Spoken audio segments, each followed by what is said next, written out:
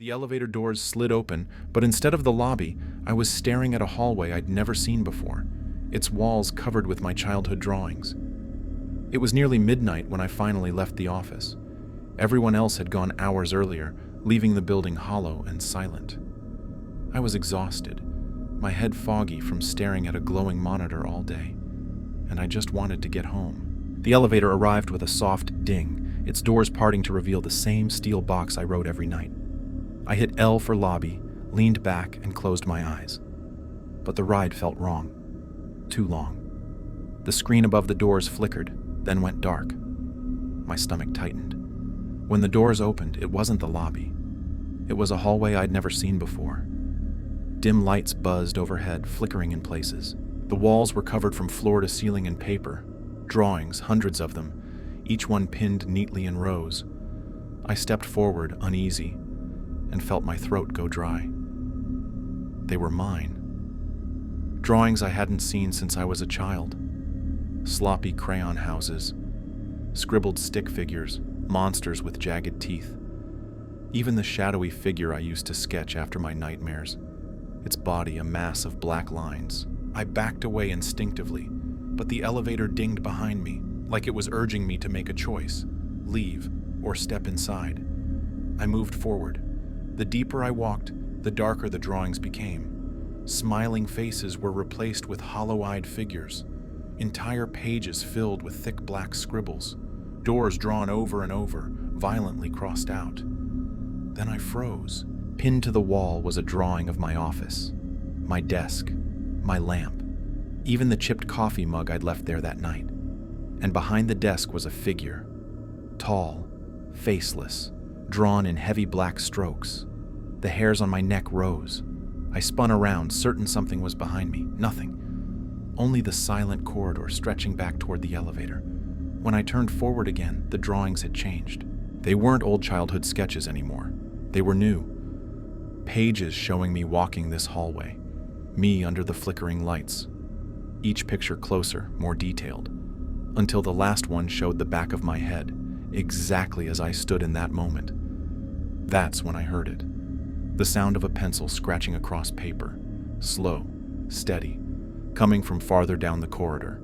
My body screamed to run, but my legs carried me forward, each step echoing against the walls. The scratching grew louder until it filled my skull.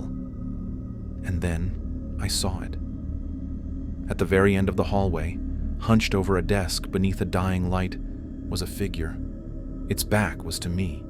Its hand moved furiously, dragging a pencil across paper. Sheets littered the ground around its feet. I crept closer, my breath shallow. The figure stopped.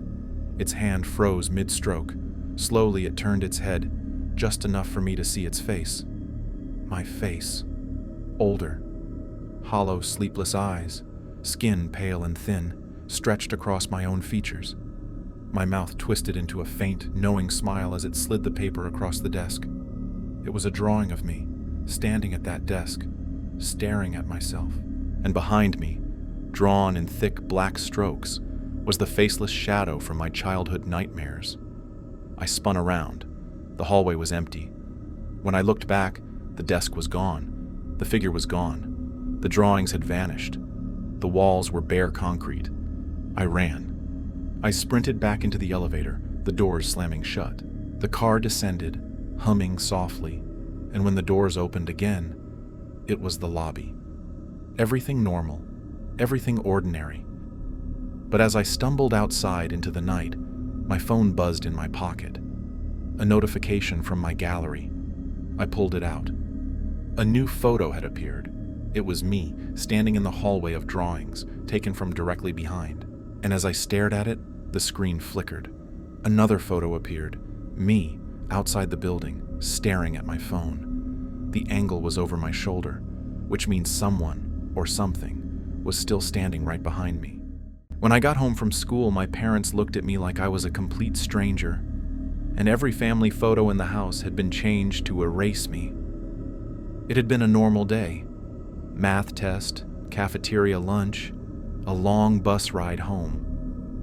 I remember walking up the driveway, backpack heavy on my shoulders, already dreading the pile of homework waiting for me. The lights were on inside, and I could hear the faint hum of the TV from the living room. I pushed the door open and called out, "I'm home."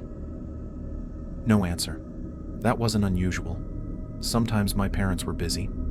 But when I walked into the living room, both of them were there. My dad in his recliner, the evening news flickering across his glasses, and my mom on the couch with her knitting. They both looked up at me, and neither of them smiled. "Can I help you?" my mom asked, her voice polite but wary. I laughed nervously, dropping my bag. "Yeah, very funny." My dad frowned, setting the remote down. "Who are you?" The way he said it, serious, flat like he truly didn't know, made the room spin for a second. I forced a smile, waiting for the joke to end, but it didn't. They just stared at me, confused and unsettled, like I was some stranger who'd wandered into their home. "It's me," I said, my throat tightening. "Your kid, your son." My mom's face paled. She shook her head quickly, standing. "We don't have children." The air went cold in my lungs. I tried to argue, to laugh it off, but the panic in their voices was real. My dad stood, towering over me, his expression hardened. "You need to leave," he said. I ran upstairs, heart pounding, desperate to prove them wrong. My bedroom door was still there, posters taped to the outside just the way I'd left them. I grabbed the knob and swung it open, and found an empty guest room. No bedspread, no desk, no clothes on the floor. Just beige walls, a neatly made bed, and a nightstand with nothing on it. My room was gone. I tore through the house, pulling frames off the walls. Family photos, vacations, birthdays. Every single one was wrong. My parents smiling together, just the two of them. Where I should have been, there was nothing. Not even a space where someone could have been cropped out. It was like I had never existed. I stumbled back downstairs, clutching one of the frames, shaking. "This isn't real," I whispered. My mom backed away, trembling. "Please leave us alone." The fear in her eyes wasn't fake. My dad moved toward the phone, muttering about calling the police. I bolted out the front door before he could. The air outside was icy against my skin. I ran until my lungs burned, ending up at my best friend's house a few streets over. Relief flooded me. He'd remember. He had to. When he opened the door, his face lit up politely, like greeting an acquaintance, but not like he knew me. "Can I help you?" he asked. It was the same tone my mom had used. I tried explaining, reminding him of sleepovers, late-night gaming sessions, inside jokes we'd had since middle school. His smile faltered into confusion. He shook his head. "I think you've got the wrong house." And then he closed the door. I stood there in the cold until my hands went numb, my mind scrambling. Everyone I knew, gone.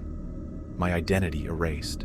By the time I made it back to my street, night had fallen. My house glowed warmly from the windows, my parents inside like nothing had changed. I stood across the road staring at the life that was supposed to be mine. That's when I noticed something. Through the second-story window, my old bedroom window, someone was standing there. A silhouette. Same height as me. Same build.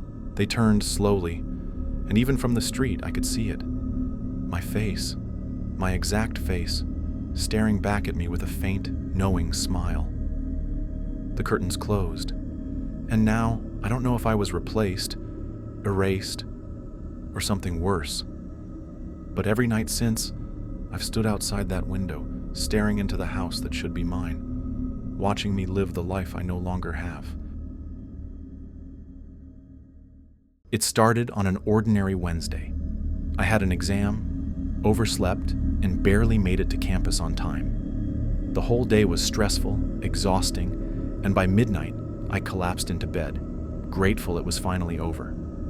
But when I opened my eyes, my alarm clock read 7 a.m. again. At first I thought nothing of it. Morning was supposed to come eventually. But when I looked at my phone, the date hadn't changed. It was still Wednesday. My schedule was the same. My inbox showed the same unopened emails. And when I walked outside, the world felt too familiar. Every conversation, every passing glance, every sound was identical to the day before. I brushed it off as déjà vu. Maybe I was overtired. But then, when midnight came again, I woke back up in bed, alarm blaring 7 a.m., the same day waiting for me. And this time, something else had changed. There were scratches on my bedroom door, 3 of them. Thin, jagged lines etched into the wood, like something sharp had clawed at it during the night. By the 3rd reset, I was terrified. I didn't know what was happening. No matter what I did, whether I skipped class, stayed home, or tried to change the order of my choices, the day always ended the same: midnight, darkness, then 7 a.m. again. And every time I woke up, more scratches appeared. By the 5th reset, there were nearly a dozen. Long, deep grooves tearing across the door's surface, almost reaching the handle. I tried to tell a friend. But no matter how I explained it, they laughed it off, assuming I was joking or stressed. The more I insisted, the stranger they looked at me, until eventually they just stopped responding altogether. The world didn't want to hear it. That night I stayed awake past midnight, determined to watch it happen. I sat in bed, phone in my hand, staring at the glowing red digits of my clock. 11:59, 12. My chest tightened. I blinked, and it was morning again. I hadn't even seen it happen. But when I turned toward the door, my blood ran cold. The scratches were deeper now, not just shallow marks. They dug halfway through the wood, splintering it, and among them, faint but visible, were shapes, curves, letters. It was trying to spell something. By the 7th reset, I couldn't ignore it. I pressed my ear against the door, holding my breath. The room was silent, too silent. But beneath it, I heard faint dragging sounds, like fingernails carving into the wood. I pulled back instantly, heart racing. That day I tried something desperate. I stayed out of my room. I wandered the campus until dark, then the streets, not returning home until it was nearly midnight. I sat outside on a bench, waiting, hoping that if I wasn't in my room, the reset wouldn't happen. But I blinked, and found myself back in bed, staring at the ceiling. The alarm blaring 7 a.m., and the scratches were worse. By now, the wood around the handle was almost completely shredded. My name had begun to take shape in the carvings, letters etched in shaky lines. It knew who I was. The 9th time, I tried to block the door.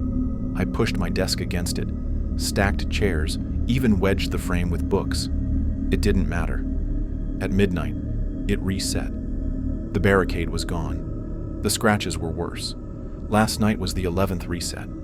The door is ruined now, nearly split down the middle. My name is carved clearly into it, each letter deep and deliberate. And just beneath the handle, the wood is chipped away completely, leaving a dark, splintered gap.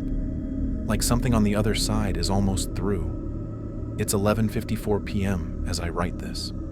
My clock glows in the corner, waiting to drag me back to 7 a.m. again. I know when it does, there will be more scratches. Maybe the door will finally give way. Maybe whatever's been clawing will finally get in. And I'm terrified that when tomorrow comes, if it ever truly does, it won't be my day repeating anymore.